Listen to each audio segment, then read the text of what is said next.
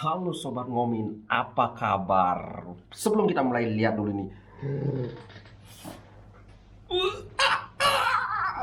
Jersey Inter. Gila, kemarin ada yang bilang, "Bang, pakai jersey Inter yang baru dong." Wah, oke, langsung kita pakai. Iya, hahaha. Wih, gila, masih ada ininya. Lepas dulu ini. Wih, gila. Inter, Inter. Kayak anak kecil ya, suka banget dapat jersey baru. Aduh, nah ini aku mau menganalisa soal pertandingan Inter nanti malam atau besok dini hari lawan Shakhtar Donetsk. Aduh, gila. Ini Donetsk ini emang klub yang apa ya, tidak punya nama. Tapi sayangnya Inter jelek ininya kalau ketemu Shakhtar ini. Rekornya itu jelek. Jadi 5 pertemuan terakhir itu Inter menang 2 kali. Sisanya seri. Belum pernah kalah emang, tapi ya nanti masa seri lagi. Kita pertandingan pertama udah mengawali Liga Champions dengan sangat buruk, kalah sama Real Madrid. Tapi si Shakhtar ini juga sama buruknya. Dia kalah lawan grup antah berantah Sheriff apa itu. Kalahnya 2-0 lagi. Kalau Inter masih mending kalah lawan Real Madrid. Itu Los Galacticos dulu. Kalau sekarang enggak tahu masih Los Galacticos apa enggak. Nah, masalahnya itu yang lagi jeleknya lagi 3 musim terakhir Inter tidak lolos babak penyisihan. Aduh. Jadi ini pertandingan krusial sekali karena pertandingan pertama sudah 0. Kalau sekarang tidak dapat poin penuh, waduh, susah kayaknya. Nah, parahnya 5 pertemuan terakhir Inter dengan Shakhtar itu nggak bagus. Bahkan 2 pertemuan terakhir itu Liga Champions musim lalu, itu dua-duanya seri, dua-duanya 0-0. Aduh. Sebelumnya yang itu tahun 2020 juga, yang Agustus itu Liga Eropa, Inter menang 5-0. Kemudian tahun 2005 Liga Champions itu rekornya 1-1 dan 2-0 untuk kemenangan Inter Milan. Ya gitulah, rekornya nggak terlalu bagus. Entah kenapa, ini padahal klub ya sorry to say ecek-ecek lah kan. Aduh. Nah, walaupun grupnya ecek-ecek, tapi namanya sepak bola ya kita tidak bisa menganggap remeh. Karena buktinya 2 pertemuan terakhir itu zaman Conte, Inter klub jawara Serie A ditahan 0-0 2 kali. Itu sudah bukti menjadi saksi. Jadi kita nggak bisa meremehkan.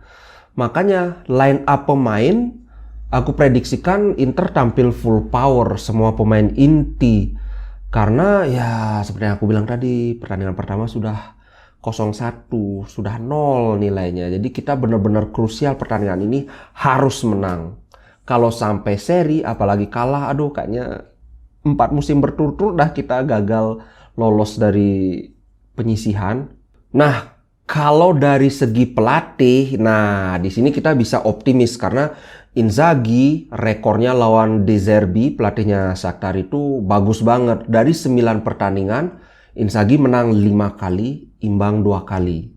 Kalau kita prediksi siapa yang harus diwaspadai dari Shakhtar, ya kayaknya nggak ada karena nggak ada pemain bintang di sana. Kecuali satu aja yang mungkin berbahaya lah, harus dikasih perhatian, yaitu Traore. Ini baru direkrut dari Ajax.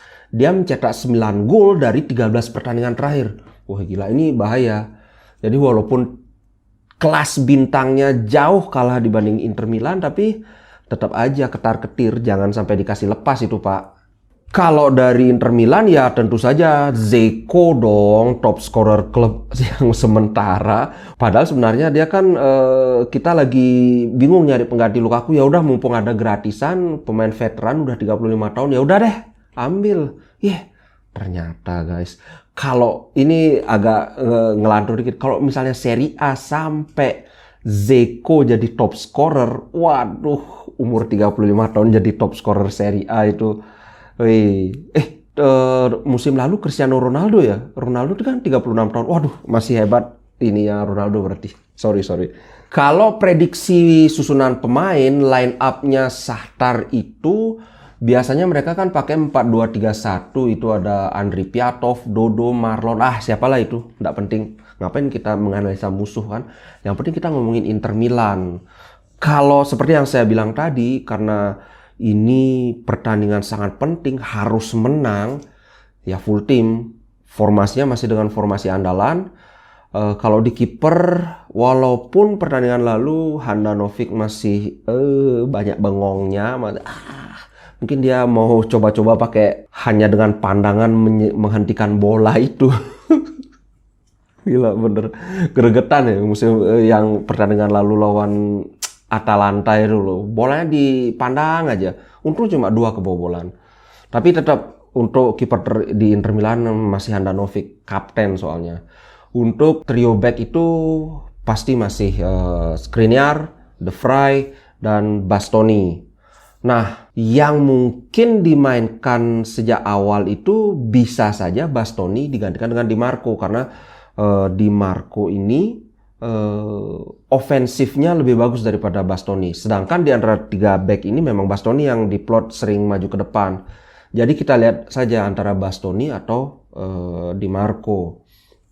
Kemudian di gelandang, di tengah, wingbacknya di kiri kayaknya masih Perisic lagi karena tempo hari mainnya dia bagus. Kecuali kalau Di Marco, wah bagus. Jadi kalau Di Marco main di kiri ya udah di belakang pasti Bastoni. Untuk di wingback kanan, aduh, Dumfries please, Darmian disimpan dulu. Karena sebelumnya Darmian kurang. Nggak sih jelek, tapi kayaknya kalau dibanding Dumfries, bagusan Dumfries. Kemudian di tengah ya sudah pasti Brozovic di DM dengan role-nya sebagai deep lying playmaker. Kemudian di kanan Barella, di kiri, nah Calhanoglu ini penyakitnya dari dia masih di AC Milan, angin-anginan. Nah, aku nggak ngerti nih. Dia debut langsung man of the match kan, ingat nggak? 1 gol 1 assist.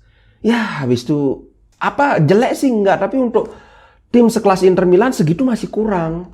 Dan kemudian pas lawan Atalanta ketika dia digantikan oleh Vecino, justru Vecino mainnya bagus. Hampir gol kan, dikasih umpan sama Barella. Nah, jadi ini antara Calhanoglu atau Vecino main dari awal. Kayaknya sih masih Calhanoglu, sepertinya ya. Kalau di depan, Dzeko sudah pasti, Lautaro Martinez kayaknya main karena lawan Atalanta dia main bagus banget. Dan juga sudah diganti untuk menyimpan tenaga. Nah, kabar baiknya Korea katanya sudah fit. Jadi Korea sudah bisa main. Wih, gila. Alexis Sanchez dapat ini nih, pesaing berat nih karena ininya kan sama, second striker. Waduh, kalau harus milih antara Alexis Sanchez dan Korea, aku terus terang nyerah deh yang mana aja karena dua-duanya aku suka. Aku suka tipe permainan yang suka gocek bola itu dipadukan dengan Dzeko itu pas banget. Cuma Lautaro dia lagi on fire juga. Jadi Dzeko top skorernya Inter Milan, Lautaro Martinez top scorer kedua. Jadi susah ini menggeser 2 striker utama ini. Bagaimana dengan skor? Aduh, kalau skor kayaknya bakalan ketat banget. Walaupun Inzaghi ofensif banget mainnya, tapi kayaknya ini bakalan ketat. Mungkin 2-1 atau 2-0 prediksiku ya tetap menang Inter dong. Karena kalau seri apalagi kalah, aduh sudah bye-bye Liga Champion dah. Jangan sampai 4 musim berturut-turut tim sekelas Inter Milan nggak lolos Liga Champion. Aduh, muka mau taruh di mana Pak? Aduh. Yang bikin ketar-ketir di Inter Milan ini ya pertahanannya. Karena di Serie A itu baru 6 pertandingan kita sudah kebobolan 7 gol. Waduh.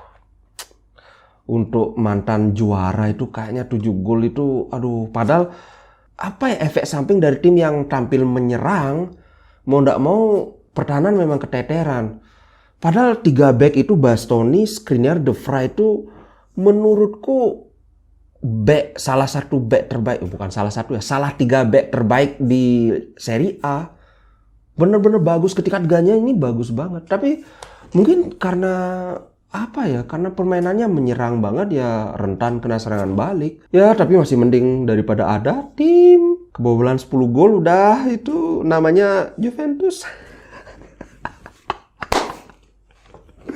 Oke guys, Kalau ada komen atau prediksi atau pendapat berbeda, silahkan di komen. Nggak apa, beda pendapat itu biasa saja. Ayo kita biasakan berdiskusi dengan kepala dingin. Oke, ciao guys.